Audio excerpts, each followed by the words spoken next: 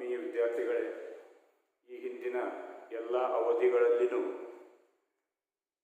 ನಾವು ಕವರ್ ಮಾಡಿದಂತಹ ಪಠ್ಯಕ್ರಮ ಅದನ್ನು ನೋಡಿದರೆ ಕರ್ನಾಟಕದ ಸ್ಥಾನ, ಕರ್ನಾಟಕದ ಪ್ರಾಕೃತಿಕ ವಿಭಾಗಗಳು, ಕರ್ನಾಟಕದ ನದಿ ವ್ಯವಸ್ಥೆ, ಕರ್ನಾಟಕದ ವಾಯುಗುಣ ಮತ್ತು ಅದರ ಲಕ್ಷಣಗಳು, ಕರ್ನಾಟಕದಲ್ಲಿರುವಂತಹ ಮಣ್ಣುಗಳು, ಕರ್ನಾಟಕದ ಸ್ವಾಭಾವಿಕ ಸಸ್ಯವರ್ಗ, ಅವುಗಳ ಲಕ್ಷಣಗಳು, ಅವುಗಳ ಹಂಚಿಕೆ, ಇದು 1ನೇ ಘಟಕ.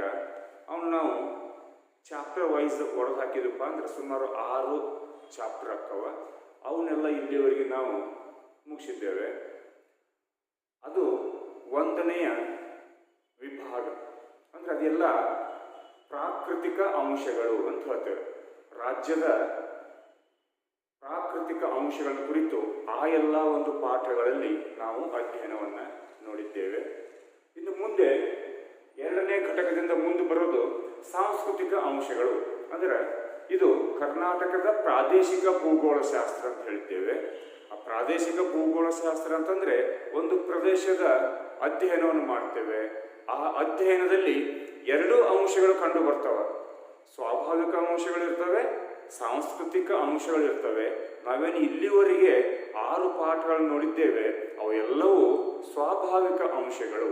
ಇನ್ನು ಮುಂದೆ ಬರುವಂತಹ ಎಲ್ಲ ಪಾಠಗಳು ಸಾಂಸ್ಕೃತಿಕ ಅಂಶಗಳು ಅಥವಾ ಮಾನವ ನಿರ್ಮಿಸಿಕೊಂಡಂತಹ ಅಂಶಗಳು. ಹಾಗಾಗಿ ಅದರ ಅಂಗವಾಗಿ ಮುಂದಿನ ಒಂದು ಪಾಠವೇ ಮಾನವ ಸಂಪನ್ಮೂಲ ಅಂತ. ಮಾನವ ಸಂಪನ್ಮೂಲ ಮೊದಲು ಈ ಅಧ್ಯಯನಕ್ಕೆ ಜನಸಂಖ್ಯೆ ಅಂತ ಕರೀತಿದ್ದರು, ಈಗ ಅದನ್ನೇ ಪಾಪ್ಯುಲೇಷನ್ ಅಂತಿದ್ರು. ಈಗ ಅದನ್ನ ಹ್ಯೂಮನ್ ರಿಸೋರ್ಸ್, ಮಾನವ ಸಂಪನ್ಮೂಲ ಅಂತೇಳಿ ಹೊಸದಾಗಿ ಅದಕ್ಕೆ ಕರೆಯಲಾಗ್ತದೆ. ಹಾಗಾದ್ರೆ ಈ ಮಾನವ ಸಂಪನ್ಮೂಲ ಅಂತಂದ್ರೆ ಇಲ್ಲಿ ನಾವು ಏನು ಅಧ್ಯಯನ ಮಾಡ್ತೇವೆ ಅಂದ್ರೆ ಅದೇ ಹೇಳಿದಂತೆ ಜನಸಂಖ್ಯೆಯ ಬಗ್ಗೆ ನಾವು ಅಧ್ಯಯನವನ್ನು ಮಾಡ್ತೇವೆ. ಜನಸಂಖ್ಯೆ ಅಂದರೇನು? ಜನಸಂಖ್ಯಾ ಬೆಳವಣಿಗೆ ಮತ್ತು ಅದರ ಪ್ರವೃತ್ತಿ, ಜನಸಂಖ್ಯಾ ಹಂಚಿಕೆ, ಜನಸಾಂದ್ರತೆ, ಆಮೇಲೆ ಜನಸಂಖ್ಯೆಗೆ ಸಂಬಂಧಿಸಿರುವಂತಹ ಕೆಲವು ಅಂಶಗಳು ಅಂದರೆ ಸಾಕ್ಷರತೆ ಇರಬಹುದು, ಲಿಂಗಾನುಪಾತ ಇರಬಹುದು, ಆಮೇಲೆ ಗ್ರಾಮೀಣ ಮತ್ತು ನಗರ ಜನಸಂಖ್ಯೆ ಇರಬಹುದು. ಇವುಗಳೆಲ್ಲ ಇಲ್ಲಿ ಸಮಾವೇಶಗೊಳ್ತವೆ. ನಂತರ ಜನಸಂಖ್ಯಾ ಬೆಳವಣಿಗೆಯ ಕಾರಣಗಳು, ಆ ಬೆಳವಣಿಗೆಯ ಕಾರಣದಿಂದ ಕಂಡುಬರುವಂತಹ ಸಮಸ್ಯೆಗಳು, ಆ ಸಮಸ್ಯೆಗಳಿಗೆ ಪರಿಹಾರೋಪಾಯಗಳು, ಈ ಎಲ್ಲ ಅಂಶಗಳು ಈ ಮಾನವ ಸಂಪನ್ಮೂಲ ಅನ್ನುವಂಥ ಪಾಠದೊಳಗ ಬರ್ತವೆ. ಅದನ್ನೇ ಜನಸಂಖ್ಯೆ ಅಂತ ಹೇಳಿದ್ವಿ. ಹಾಗಾದ್ರೆ ಮಾನವ ಸಂಪನ್ಮೂಲ ಜನಸಂಖ್ಯೆ ಅಂದರೆ ಏನು? ಜನಸಂಖ್ಯೆ ಅಂತಂದರೆ ಒಂದು ನಿರ್ದಿಷ್ಟ ಪ್ರದೇಶದಲ್ಲಿ ನಿರ್ದಿಷ್ಟ ಅವಧಿಯಲ್ಲಿ ವಾಸಿಸುವಂತಹ ಜನರ ಒಟ್ಟು ಸಂಖ್ಯೆಗೆ ಜನಸಂಖ್ಯೆ ಅಂತ ಕರೆಯಲಾಗ್ತದೆ. ಒಂದು ನಿರ್ದಿಷ್ಟ ಪ್ರದೇಶ, ಆ ಪ್ರದೇಶದಲ್ಲಿ ವಾಸಿಸುವಂತಹ ಸ್ಥಿರವಾಗಿ ಸ್ಥಾಯಿಯಾಗಿ ನೆಲೆಸಿರುವಂತಹ ಜನರ ಸಂಖ್ಯೆಗೆ, ಅದನ್ನೇ ವಾಸಿತ ಜನರ ಸಂಖ್ಯೆಗೆ ಅಂತ ಹೇಳ್ತೇವೆ. ಆ ಜನರ ಸಂಖ್ಯೆಗೆ ಜನಸಂಖ್ಯೆ ಅಂತೇಳಿ ಕರೆಯಲಾಗ್ತದೆ. ಅಂದ್ರೆ ಒಂದು ಸಾಮಾನ್ಯವಾಗಿ ಸರಳವಾಗಿ ತಿಳ್ಕೊಬೇಕಂದ್ರೆ ಒಂದು ಪ್ರದೇಶದೊಳಗೆ ಕಂಡು ಬರುವಂತಹ ನಿವಾಸಿಗಳ ಸಂಖ್ಯೆ, ಅದುವೇ ಜನಸಂಖ್ಯೆ ಅಂತೇಳಿ ಹೇಳಲ್ಪಡ್ತದೆ. ಇದ್ರ ಬಗ್ಗೆ ನಾವು ಯಾಕೆ ಅಧ್ಯಯನ ಮಾಡಬೇಕು? ಭೂಗೋಳ ಶಾಸ್ತ್ರದೊಳಗ ಒಂದು ಪಾಠ ಕಂಡು ನಮಗೆ ಡಿಟೇಲ್ ಇರೋದಿಲ್ಲ, ಕೇವಲ ಒಂದು ಪಾಠ ಇರುತ್ತೆ ಇಲ್ಲೇ. ಜನಸಂಖ್ಯೆಯ ಬಗ್ಗೆ ಅಥವಾ ಮಾನವ ಸಂಪನ್ಮೂಲದ ಬಗ್ಗೆ ನಾವು ಯಾಕೆ ಅಧ್ಯಯನ ಮಾಡಬೇಕು ಅಂತಂದ್ರೆ,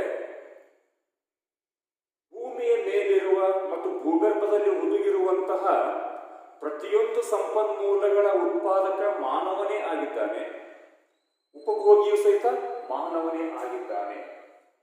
ಬೇರೆ ಪ್ರಾಣಿಗಳು ಕಂಡು ಬರ್ತಾವ, ಅವು ಮಾನವನಂತೆ ಸಂಪನ್ಮೂಲಗಳನ್ನು ಉಪಯೋಗ ಮಾಡೋದಿಲ್ಲ, ಹೊರತೆಗೆಯೋದಿಲ್ಲ, ಉಪಭೋಗ ಮಾಡೋದಿಲ್ಲ. ಅವುಗಳು ಪರಿಸರದೊಂದಿಗೆ ನೇರ ಸಂಪರ್ಕ ಹೊಂದಿರ್ತವೆ. ಪ್ರಾಣಿ ಪಕ್ಷಿಗಳು ಪರಿಸರದೊಳಗೆ ಏನು ಆಹಾರವಿರ್ತದೆ ನೇರವಾಗಿ ಅದನ್ನು ತಿಂತವೆ, ಅಷ್ಟೇ ಬದುಕ್ತವೆ. ಅದರಲ್ಲಿ ಯಾವುದೇ ಪರಿವರ್ತನೆ ಮಾಡೋದು, ಮಾರ್ಪಾಡು ಮಾಡೋದಿಲ್ಲ.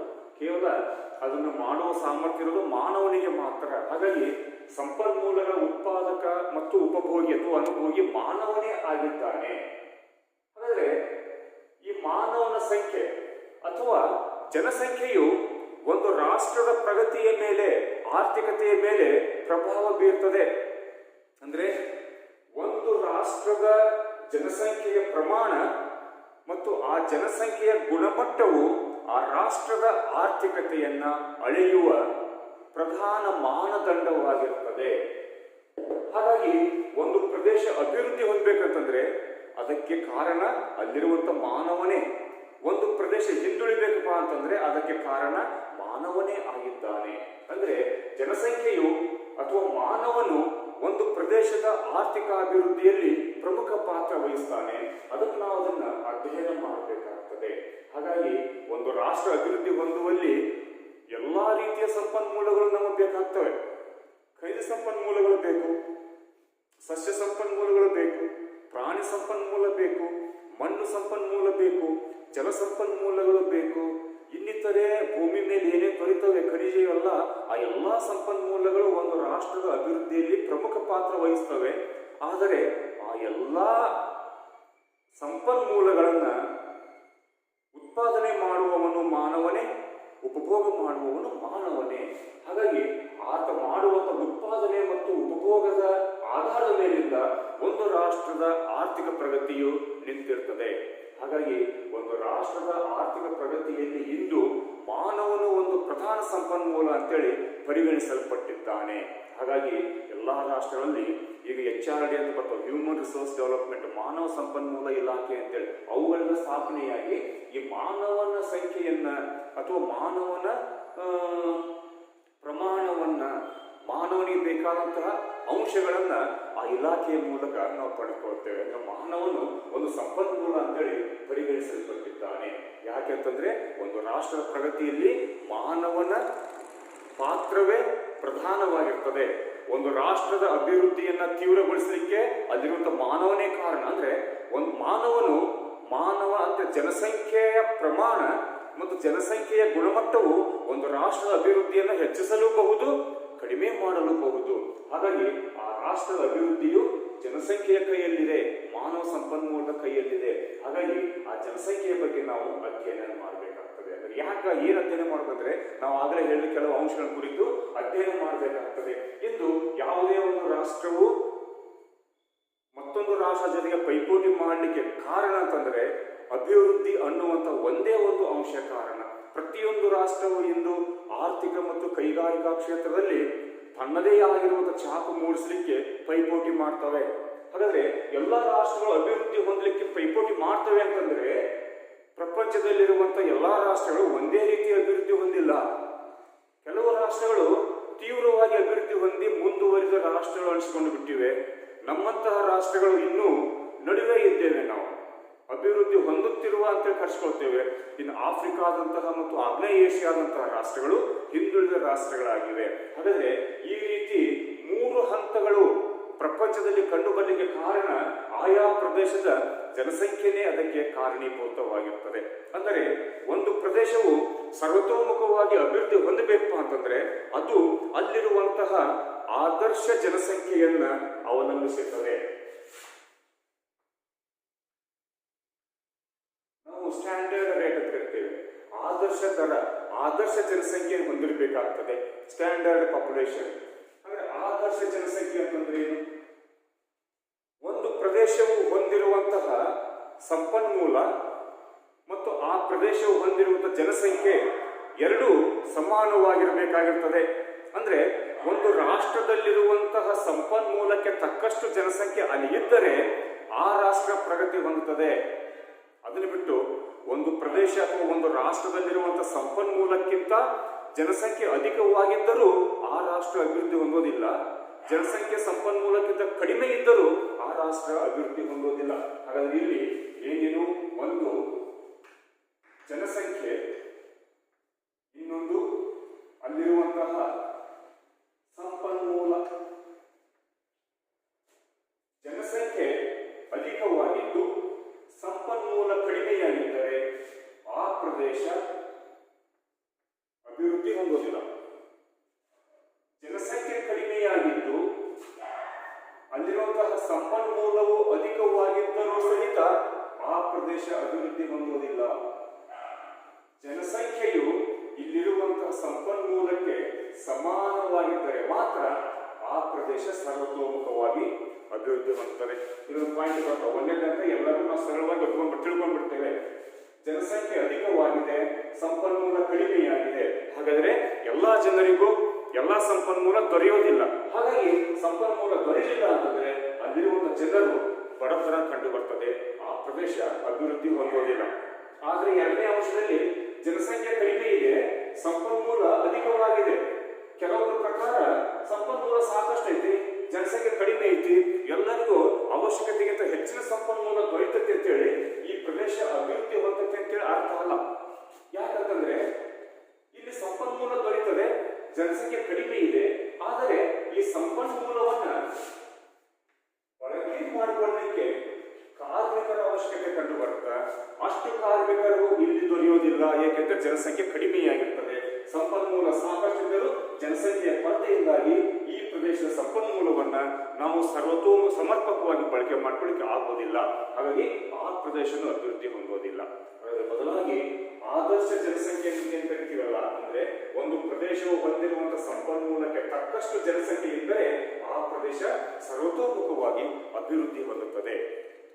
ಹಾಗಾದ್ರೆ ಜನಸಂಖ್ಯೆ ಸಂಪನ್ಮೂಲ ಎರಡು ಸಮಾನವಾಗಿದ್ದರೆ ಅಭಿವೃದ್ಧಿ ಹೊಂದದೆ ಅಂತ ಹೇಳಲಿಕ್ಕೆ ಆಗೋದಿಲ್ಲ. ಆ ಅಭಿವೃದ್ಧಿಯು ಅಲ್ಲಿರುವಂತಹ ಜನಸಂಖ್ಯೆ ಪ್ರಮಾಣವನ್ನು ನೋಡಿದ್ವಿ, ಎಲ್ಲರ ಪ್ರಮಾಣ ಸಮಾನವಾಗಿದೆ. ಈ ಪ್ರಮಾಣ ಅನ್ನೋದು ಎರಡು ಸಮಾನವಾಗಿವೆ, ಅಭಿವೃದ್ಧಿ ಹೊಂದುತ್ತದೆ ಅಂತ ಹೇಳ್ತೇವೆ. ಅದು ಇನ್ನೂ ಒಂದು ಅಂಶ, ಪ್ರಮುಖ ಅಂಶ ಅಂತಂದ್ರೆ ಆ ಜನಸಂಖ್ಯೆ ಇರ್ತದಲ್ಲ, ಆ ಜನಸಂಖ್ಯೆಯ ಗುಣಮಟ್ಟವು ಸಹಿತ ಇಲ್ಲಿ ಪ್ರಭಾವವನ್ನು ಬೀರ್ತದೆ. ಆ ಜನಸಂಖ್ಯೆಯ ಗುಣಮಟ್ಟವು ಅಂದ್ರೆ ಆ ಪ್ರದೇಶದ ಜನರ ನಾಗರಿಕತೆಯ ಮಟ್ಟವು ಸಹಿತ ಆ ಪ್ರದೇಶದ ಅಭಿವೃದ್ಧಿಯ ಮೇಲೆ ಪ್ರಭಾವ ಬೀರ್ತದೆ. ಮಾನವನ ನಾಗರಿಕತೆಯ ಮಟ್ಟ ಉನ್ನತ ಮಟ್ಟದಲ್ಲಿರಬೇಕು, ಸಂಸ್ಕೃತಿಯು ಉನ್ನತ ಮಟ್ಟದಲ್ಲಿರಬೇಕಾಗ್ತದೆ. ಈಗ ಸಂಸ್ಕೃತಿ ಅಂತಂದ್ರೆ ನಾವು ಒಂದೊಂದು ಧರ್ಮದವರು ಒಂದೊಂದು ಸಂಸ್ಕೃತಿಯನ್ನು ರೂಢಿಸಿಕೊಂಡಿರ್ತೇವೆ. ಇಂತಹ ಸಂಸ್ಕೃತಿ ಅಲ್ಲ. ಅಭಿವೃದ್ಧಿಗೆ ಬೇಕಾಗಿರುವಂತಹ ಸಂಸ್ಕೃತಿ ಅಂತಂದ್ರೆ ಮಾನವ ಶ್ರಮ ವಹಿಸಿ ಕೆಲಸ ಮಾಡಬೇಕು, ಮಾನವ ದೃಢ ಶಕ್ತಿಯನ್ನು ಹೊಂದಿರಬೇಕು, ದೃಢವಾದ ಸಂಕಲ್ಪ ಕಂಡು ಬರಬೇಕು, ಆಲಸಿ ಆಗಿರಬಾರದು, ಆತ ಪರ್ಯಟನಾಕಾರನಾಗಿರಬೇಕು, ಸಾಹಸಿಯಾಗಿರಬೇಕು, ಧೈರ್ಯಶಾಲಿಯಾಗಿರಬೇಕು, ವೈಜ್ಞಾನಿಕ ಮತ್ತು ತಾಂತ್ರಿಕವಾಗಿ ಆ ವ್ಯಕ್ತಿ ಆ ಪ್ರದೇಶ ಅಭಿವೃದ್ಧಿ ಹೊಂದಿರಬೇಕಾಗ್ತದೆ.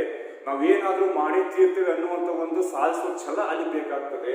ಅಂತಹ ಗುಣಮಟ್ಟವನ್ನು ಹೊಂದಿರುವಂತಹ ಜನಸಂಖ್ಯೆ ಇದ್ದರೆ ಮಾತ್ರ ಒಂದು ಪ್ರದೇಶವು ಅಭಿವೃದ್ಧಿ ಹೊಂದುತ್ತದೆ. ಹಾಗಾದ್ರೆ ಈ ಎಲ್ಲಾ ಅಂಶಗಳನ್ನು ನೋಡಿದಾಗ ಒಂದು ಪ್ರದೇಶದ ಅಭಿವೃದ್ಧಿಯಲ್ಲಿ ಮಾನವನ ಪಾತ್ರವು ಅತ್ಯಂತ ಹಿರಿದಾಗಿರ್ತದೆ. ಹಾಗಾದ್ರೆ ಮಾನವನ ಪಾತ್ರ ಹಿರಿದಾಗಿದೆ ಅನ್ನುವ ಕಾರಣಕ್ಕಾಗಿ ನಾವು ಮಾನವ ಸಂಪನ್ಮೂಲ ಅನ್ನುವ ಪಾಠವನ್ನ ನಾವು ಇಲ್ಲಿ ಒಂದು ಪಾಠದ ರೂಪದೊಳಗೆ ಅಧ್ಯಯನವನ್ನು ಮಾಡ್ತೇವೆ. ಹಾಗಾದ್ರೆ ಅದೇನು ಅಧ್ಯಯನ ಮಾಡ್ತೇವೆ? ಆ ಪ್ರದೇಶದ ಅಭಿವೃದ್ಧಿಗಾಗಿ ಜನಸಂಖ್ಯೆ ಪ್ರಮಾಣವನ್ನು ನೋಡ್ತೇವೆ, ಗುಣಮಟ್ಟನು ಸಹಿತ ಉತ್ತಮವಾಗಿರ್ತದೆ. ಆ ಗುಣಮಟ್ಟ ಉತ್ತಮವಾಗಿರ್ಲಿಕ್ಕೆ ಕಾರಣ, ಕಡಿಮೆಯಾಗಿರ್ಲಿಕ್ಕೆ ಕಾರಣ, ಸಮಸ್ಯೆ ಏನು, ಪರಿಹಾರ ಏನು ಅನ್ನೋದನ್ನು ನಾವು ಇಲ್ಲಿ ಅಧ್ಯಯನವನ್ನು ಮಾಡ್ತೇವೆ. ಹಾಗಾಗಿ ಒಂದು ಪಾಠದೊಳಗ ಕರ್ನಾಟಕದ ಮಾನವ ಸಂಪನ್ಮೂಲ ಅನ್ನುವಂಥ ಪಾಠವನ್ನ ನಾವಿಲ್ಲಿ ಅಧ್ಯಯನವನ್ನು ಮಾಡ್ತೇವೆ. ಇದರ ನಂತರ ಮುಂದೆ ಬರುವಂತಹ ಅಂಶ ಕರ್ನಾಟಕದ ಜನಸಂಖ್ಯಾ ಬೆಳವಣಿಗೆ. ಇಲ್ಲಿ ನೆಕ್ಸ್ಟ್ ನಿಮಗೆ 4ನೇ ಸೆಮಿಸ್ಟರ್ಗೆ ಭಾರತದ ಜನಸಂಖ್ಯೆ ಅಂತ ಬರುತ್ತಾ, ಎರಡೂ ಒಂದೇ ಅಂಶ. ಆದರೆ ಅಲ್ಲಿ ಜನರ ಸಂಖ್ಯೆಯೊಳಗೆ ವ್ಯತ್ಯಾಸಗಳು ಕಂಡು ಬರ್ತವೆ. ಅಲ್ಲಿ ಇಡೀ ದೇಶದ ಸಂಖ್ಯೆಯನ್ನು ನೋಡ್ತೇವೆ, ಇಲ್ಲಿ ಕೇವಲ ನಮ್ಮ ರಾಜ್ಯದ ಸಂಖ್ಯೆಯನ್ನು ನೋಡ್ತೇವೆ. ಹಾಗಾದ್ರೆ ಕರ್ನಾಟಕದ ಜನಸಂಖ್ಯಾ ಬೆಳವಣಿಗೆ ಮತ್ತು ಬೆಳವಣಿಗೆಯ ಪ್ರವೃತ್ತಿ, ಇದನ್ನು ನಾವು ಇಲ್ಲಿ ಹಿಂದಿನ ಪಾಠದೊಳಗ ನೋಡೋಣ. ಬೆಳವಣಿಗೆ ಮತ್ತು ಬೆಳವಣಿಗೆಯ ಪ್ರವೃತ್ತಿ ನೋಡೋಣ. ಇಲ್ಲಿ ಟೇಬಲ್ ಹಾಕಿದೆ.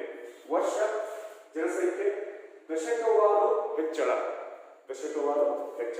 ಪರ್ಸೆಂಟೇಜ್ ಒಳಗ, ಪ್ರತಿಶತದೊಳಗ ಕರ್ನಾಟಕದಲ್ಲಿ 1901ರಿಂದ 2011ರವರೆಗೆ ನಾವು ಜನಸಂಖ್ಯೆಯ ಬೆಳವಣಿಗೆಯನ್ನ ಈ ಒಂದು ಪಟ್ಟಿಯೊಳಗೆ ಕಾಣ್ತೇವೆ. ಅಂದ್ರೆ ತಮಗೆಲ್ಲ ಗೊತ್ತಿದೆ, ಜನಗಣತಿ ಪ್ರತಿ ದಶಕವಾರ, ಪ್ರತಿ 10 ವರ್ಷಗಳಿಗೊಮ್ಮೆ ಜನಗಣತಿಯನ್ನು ಮಾಡಲಾಗ್ತದೆ. ಈಗಾಗಲೇ 2021ನೇ ವರ್ಷ ಬರಲಿಕ್ಕೆ ಪ್ರಾರಂಭವಾಗಿದೆ. ಆದರೆ 10 ವರ್ಷಕ್ಕೂ ಮಾಡ್ತೀವಲ್ಲ, ನಾವು ಈ ಇರುವ ಡೇಟಾ 2011ರವರೆಗೆ ಮಾತ್ರ ನಿಖರವಾಗಿ ಲಭ್ಯವಾಗಿರುತ್ತದೆ. ಹಾಗಾಗಿ ಆ 1ರಿಂದ 2011ರವರೆಗಿನ ಜನಸಂಖ್ಯಾ ಬೆಳವಣಿಗೆ ಪ್ರವೃತ್ತಿಯನ್ನ ಇಲ್ಲಿ ಇಂದು ನಾವು ನೋಡೋಣ. ಕರ್ನಾಟಕದಲ್ಲಿ 1901ರಿಂದ ವೈಜ್ಞಾನಿಕ ಮಾದರಿಯಲ್ಲಿ ಜನಸಂಖ್ಯಾ ಬೆಳವಣಿಗೆಯ ಕುರಿತು ಅಧ್ಯಯನ ಮಾಡಲಿಕ್ಕೆ ಪ್ರಾರಂಭಿಸಲಾಗುತ್ತದೆ. ಹಾಗಾದ್ರೆ 1901ಕ್ಕಿಂತ ಪೂರ್ವದಲ್ಲಿ ಇಲ್ಲಿ ಜನರು ಇದ್ರು ಇಲ್ಲೋ ಅಂತಲ್ಲ, ಜನರು ಇದ್ರು. ಆದರೆ 1901ರಲ್ಲಿ 1,30,54,754 ಜನರು ನಮ್ಮ ರಾಜ್ಯದೊಳಗೆ ಇದ್ದರು. ಅದಕ್ಕಿಂತ ಮೊದಲು ಜನಸಂಖ್ಯೆ ಇತ್ತು. ಆದರೆ 1901ಕ್ಕಿಂತ ಪೂರ್ವದಲ್ಲಿ ದೊರೆಯುವಂತಹ ಮಾಹಿತಿಗಳು, ಜನಸಂಖ್ಯೆಯನ್ನು ಕುರಿತಾದಂತಹ ಮಾಹಿತಿಗಳು ಅವೈಜ್ಞಾನಿಕ ರೂಪದಲ್ಲಿ ಇರ್ತವೆ. ಅವುಗಳು ಹಾಗೆ ಈ ನಾವು ಜಾನಪದ ಅಂತ ಹೇಳ್ತೇವೆ, ಬಾಯಿಯಿಂದ ಬಾಯಿಯಿಂದ ಹೇಳ್ಕೊತ ಹೋಗ್ತೇವೆ. ಅಂತ ಒಂದು ಮಾದರಿಗಳು ಕಂಡು ಬರ್ತಾವ. ನಿಖರವಾಗಿ ವೈಜ್ಞಾನಿಕವಾಗಿ ಕ್ರಮಬದ್ಧವಾದ ಅಧ್ಯಯನ 1901ಕ್ಕಿಂತ ಮೊದಲು ನಮಗೆ ದೊರೆಯೋದಿಲ್ಲ. 1901ರಲ್ಲಿ ಇತ್ತೀಚೆಗೆ ಅಂದ್ರೆ ಮೊದಲಿಗೆ ಯುರೋಪ್ದೊಳಗ ಜನಸಂಖ್ಯೆಯನ್ನು ಅಧ್ಯಯನ ಮಾಡ್ಲಿಕ್ಕೆ ಶುರು ಮಾಡಿದರು. ಆ ನಂತರ ಬೇರೆ ಬೇರೆ ರಾಷ್ಟ್ರಗಳು ಸ್ಟಾರ್ಟ್ ಮಾಡಿದವು. ಅದರ ಒಂದು ಹಂತವಾಗಿ ಮುಂದೆ ಭಾರತದಲ್ಲಿಯೂ ಸಹಿತ ಜನಸಂಖ್ಯೆ ಬೆಳವಣಿಗೆಯನ್ನು ಕುರಿತಂತ ಅಧ್ಯಯನ ಪ್ರಾರಂಭವಾಯಿತು. ನಮ್ಮ ರಾಷ್ಟ್ರ ಇರ್ಬೋದು, ನಮ್ಮ ರಾಜ್ಯ ಇರ್ಬೋದು, ಇಲ್ಲಿ 1901ರಿಂದ ಇತ್ತೀಚೆಗೆ ನಮಗೆ ನಿಖರವಾದ ಜನಸಂಖ್ಯಾ ಮಾಹಿತಿ ದೊರೆಯುತ್ತದೆ. ಹಾಗಾಗಿ ಅಲ್ಲಿಂದ ನಾವು ಜನಸಂಖ್ಯೆಯ ಬೆಳವಣಿಗೆಯನ್ನ ಪರಿಗಣಿಸ್ತೇವೆ. 1901ರಿಂದ 2011ರವರೆಗೆ ಈ ಪಟ್ಟಿಯಲ್ಲಿ ಜನಸಂಖ್ಯೆಯನ್ನು ನೋಡಿದಾಗ 1901ರಲ್ಲಿ 1,30,54,754 ಜನರಿದ್ದರು. 2011ರ ಪ್ರಕಾರ ಕರ್ನಾಟಕದ ಜನಸಂಖ್ಯೆ 6,11,30,704 ಜನರು ಇಂದು ಕರ್ನಾಟಕದಲ್ಲಿ ಕಂಡು ಬರ್ತಾರೆ. ಅದು 2020 ಬಂದಿದೆ. ಆ ಜನಸಂಖ್ಯೆ 9 ವರ್ಷದ ಹಿಂದಿನ ಒಂದು ಸಂಖ್ಯೆ. ಆದರೆ ನಮಗ ಅದನ್ನ ನಾವು ಯಾವ ಒಂದು ಅದಕ್ಕೆ ಮೂಲ ಸೋರ್ಸ್ ಬೇಕಾಗುತ್ತ, ಆ ಸೋರ್ಸ್ ಇಂದ ಹೇಳಲಿಕ್ಕೆ ಆಗೋದಿಲ್ಲ. ನಮಗಿರುವಂತಹ ಮೂಲದ ಪ್ರಕಾರ ಇದು ಕರ್ನಾಟಕದ ಜನಸಂಖ್ಯೆ ಆಗಲೇ 9-10 ವರ್ಷ ಆಗಲಿಕ್ಕೆ ಬಂದಿದೆ ಮತ್ತು ಹೆಚ್ಚಳವಾಗಿರ್ತದೆ. ನಾವು ನಿಖರವಾಗಿ 2011ರ ಜನಗಣತಿಯನ್ನ ನಾವು ಇಲ್ಲಿವರೆಗೂ ಪರಿಗಣಿಸಬೇಕಾಗ್ತದೆ. ಹಾಗಾದ್ರೆ ಇಲ್ಲಿ ದಶಕವಾರ ಜನಸಂಖ್ಯಾ ಬೆಳವಣಿಗೆಯನ್ನು ನೋಡಿದಾಗ ಇಲ್ಲಿ ವ್ಯತ್ಯಾಸಗಳು ಕಂಡು ಬರ್ತಾ ಹೋಗ್ತವೆ. ಇದ್ರ ಬಗ್ಗೆ ನಾವು ಚರ್ಚೆಯನ್ನು ಮಾಡಬೇಕಾಗ್ತದೆ. ಅದನ್ನೇ ಕರ್ನಾಟಕದ ಜನಸಂಖ್ಯಾ ಬೆಳವಣಿಗೆ ಪ್ರವೃತ್ತಿ ಅಂದ್ರೆ ಯಾವ ರೀತಿ ಬೆಳವಣಿಗೆ ಹೊಂದ್ಕೊಂತ ಬಂತು ಅಂತೇಳಿ. ಇದು ದಶಕವಾದ ಬೆಳವಣಿಗೆ. 1901ರಿಂದ 1911ಕ್ಕೆ ಬಂದಾಗ ಸುಮಾರು 10 ವರ್ಷಗಳಲ್ಲಿ 3.60% ಜನಸಂಖ್ಯೆ ಹೆಚ್ಚಳವಾಗ್ತದೆ. ಮುಂದೆ ಇಲ್ಲಿ 1.09% ಕಡಿಮೆಯಾಗ್ತದೆ. ಆದರೆ ಇಲ್ಲಿಂದ ಮುಂದೆ ಅದು ಪ್ರತಿ ದಶಕವಾರು ಹೆಚ್ಚಳವಾಗ್ತಾ ಹೋಗ್ತದೆ. ಆದರೆ ಹೆಚ್ಚಳದ ಪ್ರಮಾಣದಲ್ಲಿ ಸಾಮ್ಯತೆ ಇಲ್ಲ, ಏಕರೂಪತೆ ಇಲ್ಲ. ಇಲ್ಲಿ 9 ಇದ್ರೆ 11 ಆಗಿದೆ, ಒಮ್ಮೆ 19ಕ್ಕೆ ಹೋಗಿದೆ, 21ಕ್ಕೆ ಹೋಗಿದೆ. ಇದಕ್ಕೆ 8% ವ್ಯತ್ಯಾಸ ಕಂಡು ಬರ್ತಾ. ರೌಂಡ್ ಫಿಗರ್ ನೋಡಿದ್ರೆ ಇಲ್ಲಿ ಮತ್ತೆ 2%, 3% ವ್ಯತ್ಯಾಸ ಕಂಡು ಬರ್ತಾ. ಇಲ್ಲಿ ಹೋದ್ರೆ ಇಲ್ಲಿ 2%, ಇಲ್ಲಿ ಮತ್ತೆ 5% ಕಂಡು ಬರ್ತಾ. ಅಂದ್ರೆ ಒಮ್ಮೆಲೆ ಇಲ್ಲಿ 21 ಇದ್ದು 17ಕ್ಕೆ ಬಂದಿದೆ, ಮತ್ತೆ 15ಕ್ಕೆ ಬಂದಿದೆ. ಈ ಒಂದು ಬೆಳವಣಿಗೆಯ ಪ್ರವೃತ್ತಿಯನ್ನ ನಾವು ಇಲ್ಲಿ ಚರ್ಚಿಸ್ತೇವೆ. ಅದನ್ನ ಕರ್ನಾಟಕದ ಜನಸಂಖ್ಯಾ ಬೆಳವಣಿಗೆಯ ಪ್ರವೃತ್ತಿ ಅಂತೇಳಿ ಹೇಳ್ತೇವೆ. ಹಾಗಾದ್ರೆ ಆ ಬೆಳವಣಿಗೆ ಪ್ರವೃತ್ತಿ ಹೇಗಿದೆ ಅಂತಂದ್ರೆ, ರಾಜ್ಯದಲ್ಲಿ 1901ರ ಈ ಜನಸಂಖ್ಯೆಯಿಂದ ಇಂದು 2011ರಲ್ಲಿ ಇಷ್ಟು ಜನಸಂಖ್ಯೆಯನ್ನು ನಾವು ತಲುಪಿದ್ದೇವೆ. ಈ ಸುಮಾರು ಅಲ್ಲಿಂದ ಇಲ್ಲಿಯವರೆಗಿನ ಈ ಅವಧಿಯನ್ನ 4 ಹಂತಗಳಾಗಿ ವರ್ಗೀಕರಣ ಮಾಡ್ತೇವೆ. ಅಧ್ಯಯನದ ಅನುಕೂಲತೆಗಾಗಿ ಎಲ್ಲ ಕೂಡಿಸಿ ಅಧ್ಯಯನ ಮಾಡಿದ್ರೆ ಅದಷ್ಟು ಸಮರ್ಪಕವಾಗೋದಿಲ್ಲ ಅಂತೇಳಿ ರಾಜ್ಯದ ಜನಸಂಖ್ಯಾ ಬೆಳವಣಿಗೆ ಪ್ರವೃತ್ತಿಯನ್ನ 4 ಹಂತಗಳನ್ನಾಗಿ, 4 ಬೆಳವಣಿಗೆಯ ಹಂತಗಳನ್ನಾಗಿ ವರ್ಗೀಕರಣ ಮಾಡಿ ಸಮರ್ಪಕವಾಗಿ ಅಧ್ಯಯನ ಮಾಡ್ತೇವೆ. 1ನೇ ಹಂತ 1901ರಿಂದ 1931ರ ಅವಧಿ. ಈ 1901ರಿಂದ 1931ರ ಅವಧಿಯಲ್ಲಿ ಸುಮಾರು 10, 20, 30 ವರ್ಷಗಳ ಅವಧಿ. ಈ 30 ವರ್ಷಗಳ ಅವಧಿಯಲ್ಲಿ ಜನಸಂಖ್ಯೆ ಹೇಗಿತ್ತು ಅನ್ನೋದನ್ನು ನಾವು ನೋಡ್ತೇವೆ. ಇಲ್ಲಿ 1 ಕೋಟಿ, ಈ ಮುಂದಿನ ಬಿಟ್ಟು ನಾವು ಪೂರ್ಣ ಸಂಖ್ಯೆ ತಗೊಂಡ್ರೆ 1,30,30,00,000 ಇದ್ದಿದ್ದು 1931 ಬಂದಾಗ 1,46,00,000 ಅಂದ್ರೆ ಕೇವಲ 16 ಲಕ್ಷ ಮಾತ್ರ ಜನಸಂಖ್ಯೆ ಹೆಚ್ಚಳವಾಗಿದೆ. ಕೇವಲ 16 ಲಕ್ಷ ಮಾತ್ರ ಈ 3 ದಶಕಗಳಲ್ಲಿ ಜನಸಂಖ್ಯೆ ಹೆಚ್ಚಳವಾಗಿದೆ. ಇದನ್ನು ನಾವು ಮಂದ ಬೆಳವಣಿಗೆ ಅಂತ ಹೇಳ್ತೇವೆ. 1ನೇ ಹಂತದಲ್ಲಿ ರಾಜ್ಯದಲ್ಲಿ 1901ರಿಂದ 1931ರ ಅವಧಿಯಲ್ಲಿ ಜನಸಂಖ್ಯಾ ಬೆಳವಣಿಗೆಯು ಅತ್ಯಂತ ಮಂದವಾಗಿತ್ತು. ಇನ್ನು ನಡುವಿನ ಅವಧಿ 1911ರಿಂದ 1921ರ ಅವಧಿಯನ್ನು ನೋಡಿದರೆ 1911ರೊಳಗ 1,35,00,000 ಇದ್ದಿದ್ದು 21ರೊಳಗ 1,33,00,000 ಆಯ್ತು. ಅಂದ್ರೆ ಇಲ್ಲಿ 2 ಲಕ್ಷ ಕಡಿಮೆಯಾಗಿ ಬಿಡಿತು. ಮೈನಸ್ನೊಳಗಡೆ ಈ ದಶಕವಾರು ಮೊದಲಿಗಿಂತ ಶೇಕಡ 1.09% ಜನಸಂಖ್ಯೆ ಕಡಿಮೆಯಾಗ್ತದೆ ಈ ಅವಧಿಯಲ್ಲಿ. ಆದರೆ ಯಾಕೆ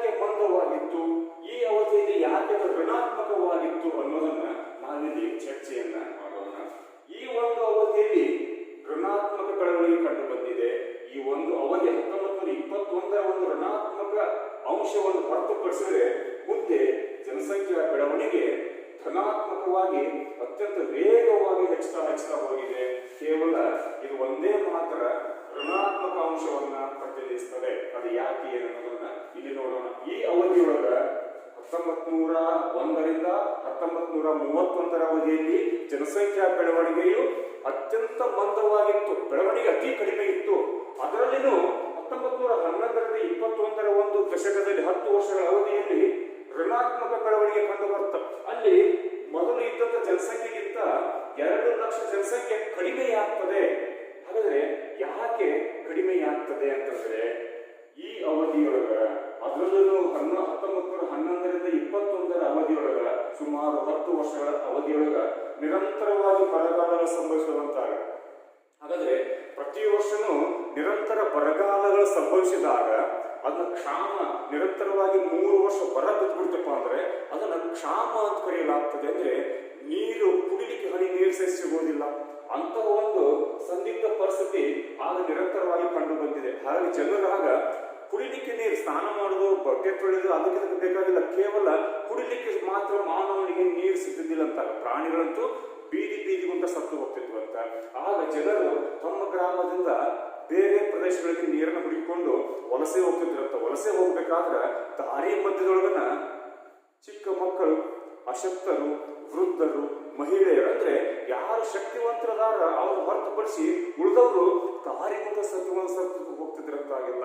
ಅಂತಹ ಒಂದು ಭೀಕರವಾದ ಬರಗಾಲ, ಕ್ಷಾಮ ಆ ಅವಧಿಯಲ್ಲಿ ನಿರಂತರವಾಗಿ ತಲೆದೋರಿತು. ಈಗಿನ ಯಾವುದೇ ಟ್ರಾನ್ಸ್ಪೋರ್ಟೇಷನ್, ಸಾರಿಗೆ ಸಂಪರ್ಕ ಮಾಧ್ಯಮ ಇದ್ದಿದ್ದಿಲ್ಲ. ಹಾಗಾಗಿ ಒಂದು ಪ್ರದೇಶದಿಂದ ಮತ್ತೊಂದು ಪ್ರದೇಶಕ್ಕೆ ಯಾವುದೇ ಆಹಾರ ಸಾಮಗ್ರಿ, ನೀರು, ಔಷಧಿ ಪೂರೈಕೆ ಮಾಡಲಿಕ್ಕೆ ಸಾಧ್ಯ ಇರ್ತಿರ್ಲಿಲ್ಲ. ಹಾಗಾಗಿ ಅಲ್ಲಿ ಸಾವು ನೋವುಗಳು ಅಧಿಕ ಪ್ರಮಾಣದಲ್ಲಿ ಸಂಭವಿಸಿದವು. ಅದಕ್ಕೆ ಕಾರಣ ನಿರಂತರವಾಗಿ ಬಂದಂತಹ ಬರಗಾಲಗಳು, ನಿರಂತರವಾಗಿ ಸಂಭವಿಸಿದ ಕ್ಷಾಮ.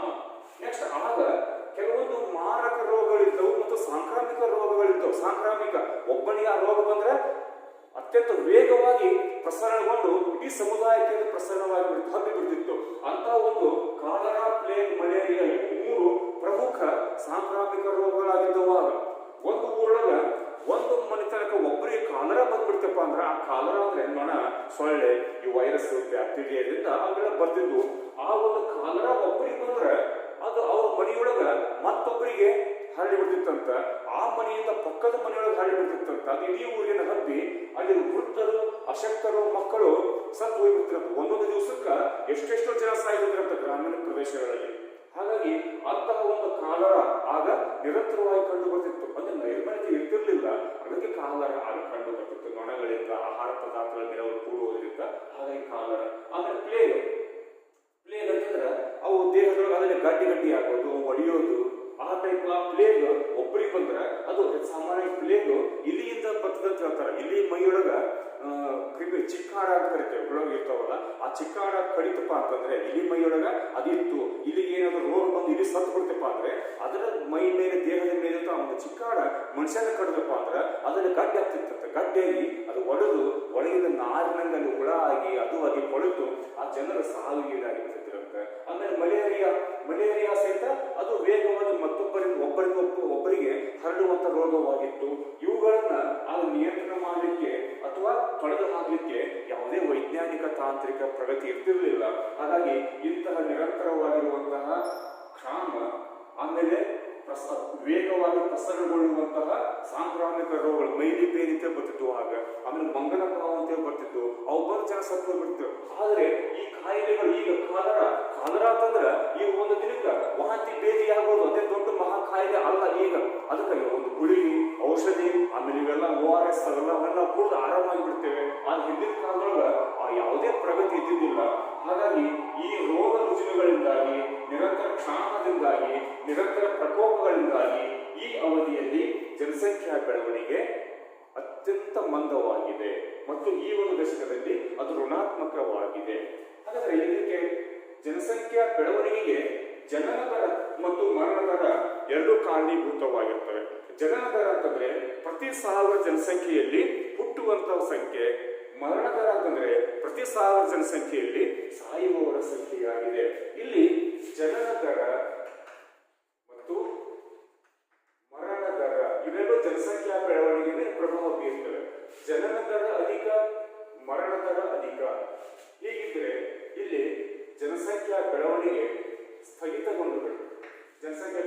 ಆಗೋದಿಲ್ಲ. ಜನನ ದರ ಅಧಿಕ,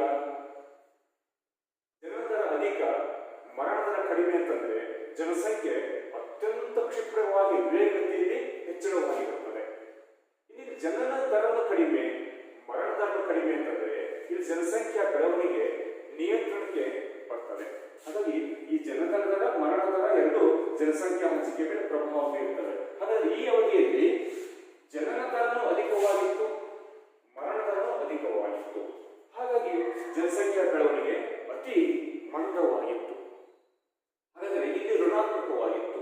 ಇದಕ್ಕೆ ಎಲ್ಲ ನಾವು ಕಾರಣಗಳನ್ನ ಹೇಳಿದ್ವಿ. ಹಾಗಾಗಿ ಇಲ್ಲಿ ಜನನ ದರ ಮರಣ ದರ ಅಧಿಕವಾಗಿರಲಿಕ್ಕೆ ಈ ಎಲ್ಲ ಅಂಶಗಳು ಕಾರಣ. ಅಂದ್ರೆ ಸಾಯುವ ಸಂಖ್ಯೆ ಹೆಚ್ಚಿಗೆ ಆಗಿತ್ತು, ಡೆತ್ ರೇಟ್ ಹೆಚ್ಚಿಗೆ ಇತ್ತು, ಅದಕ್ಕೆ ಈ ಅಂಶಗಳೆಲ್ಲ ಕಾರಣವಾಗಿವೆ. ಜೊತೆಗೆ ಅಲ್ಲಿ ಜನನ ದರ ಹೆಚ್ಚಿಗೆ ಇತ್ತು, ಮರಣ ದರ ಹೆಚ್ಚಿಗೆ ಇತ್ತು. ಎಷ್ಟು ಜನ ಹುಡ್ತಾರ ಅದು ಹೆಚ್ಚಿನ ಜನ ಸತ್ತು ಹೋಗ್ಬಿಟ್ಟಿದ್ರು, ಬೆಳವಣಿಗೆ ಮಂದವಾಗಿತ್ತು. ಆಗ ಜನನ ದರ ಯಾಕೆ ಇಲ್ಲಿ ಅಧಿಕವಾಗಿತ್ತಪ್ಪ ಅಂತಂದ್ರೆ ಈ ಅವಧಿಯೊಳಗ ವೈಜ್ಞಾನಿಕ ತಾಂತ್ರಿಕ ಪ್ರಗತಿ ಇರಲಿ, ನಮ್ಮ ಸ್ವತಂತ್ರನೇ ಇರಲಿಲ್ಲ. ಆಗ ಇಲ್ಲಿ ಮೌಢ್ಯತೆ, ಮೂಢನಂಬಿಕೆಗಳು, ಅಂಧಶ್ರದ್ಧೆಗಳು, ಅಂಧ ಆಚರಣೆಗಳು, ಆಮೇಲೆ ಅತಿಯಾಗಿರುವಂತಹ ಧಾರ್ಮಿಕ ಕಲ್ಪನೆಗಳು ಪ್ರಬಲವಾಗಿ ಬೇರೂರಿದ್ದವು. ಈಗ ಹುಟ್ಟಿದ ಮಕ್ಕಳಿಗೆ ಹುಲ್ಲು ಮೇಯಿಸಲಾದ ದೇವರು ಅಂತ ಹೇಳ್ತಾರೆ. ಹಾಗಾಗಿ ಆ ಅವಧಿಯೊಳಗ 12, 13, 15 ಜನ ಮಕ್ಕಳು ಸಿದ್ಧರಾಗಿಲ್ಲ, 20 ಜನ ಮಕ್ಕಳನ್ನು ನಾವು ಹಿಂದೆ ನಮ್ಮ ಹಿರಿಯರು ಹೇಳೋದನ್ನ ಕೇಳ್ತೇವೆ. ಅಂದ್ರೆ ಅಷ್ಟು ಜನ ಮಕ್ಕಳು ಪಡಿತಿದ್ರಾಗ ಜನನ ದರ ಅಧಿಕವಾಗಿತ್ತು.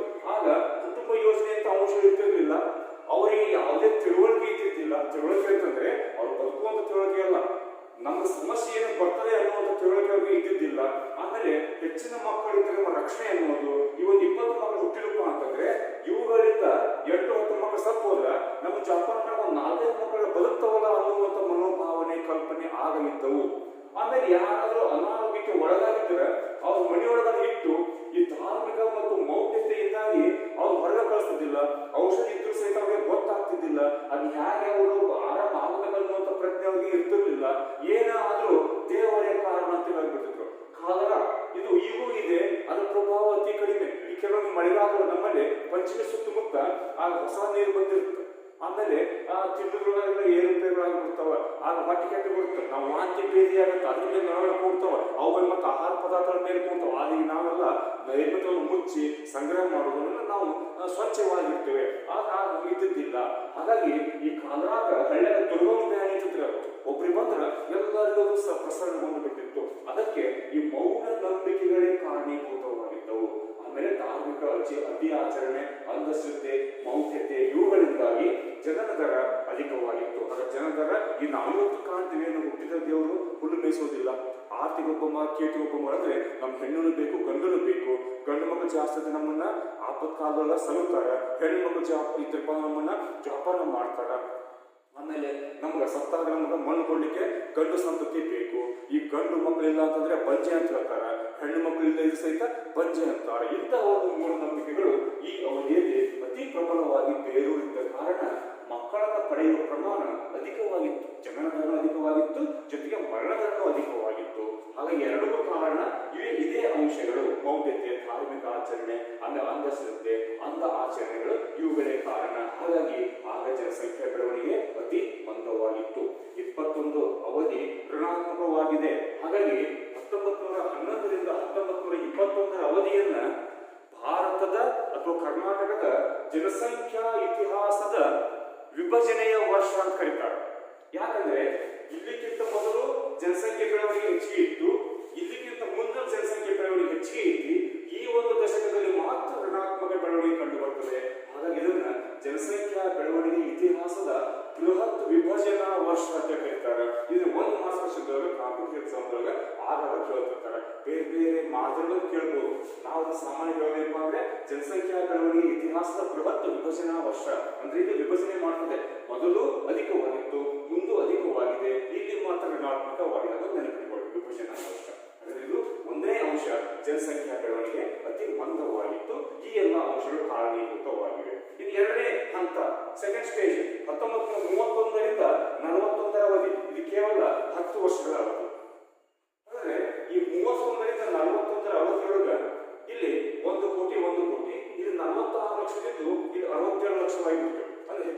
ಎಷ್ಟು 11.09% 31ಕ್ಕಿಂತ 41ರೊಳಗೆ ಹೆಚ್ಚಿಗೆಯಾಗಿ ಬಿಟ್ಟಿದೆ. ಅಂದ್ರೆ ಇಲ್ಲಿ ಜನಸಂಖ್ಯೆ ಮುಂದಿನ ನೋಡಿದ್ರೆ ಇದು ನಿಧಾನವಾಗಿ 2% ಹೆಚ್ಚಿಗೆಯಾಗಿಬಿಟ್ಟು. ಹಾಗಾದ್ರೆ ಎರಡನೇ ಹಂತದಲ್ಲಿ 10 ವರ್ಷಗಳಲ್ಲಿ ಜನಸಂಖ್ಯಾ ಬೆಳವಣಿಗೆ ನಿಧಾನವಾಗಿ ಹೆಚ್ಚಳವಾಗಲಿಕ್ಕೆ ಪ್ರಾರಂಭವಾಗಿದೆ. ಹಾಗಾದ್ರೆ ಯಾಕೆ ಇಲ್ಲಿ ಹೆಚ್ಚಳವಾಗಲಿಕ್ಕೆ ಪ್ರಾರಂಭವಾಯಿತಪ್ಪ ಅಂದ್ರೆ ನಾವು ಆಗಲೇ ಚರ್ಚಿಸಿದಂತೆ ಇಲ್ಲಿ ಜನನ ದರ ಹಿಂದಿನಂತೆಯೇ ಇತ್ತು, ಇದೇ ರೀತಿ ಇತ್ತು ಜನನ ದರ.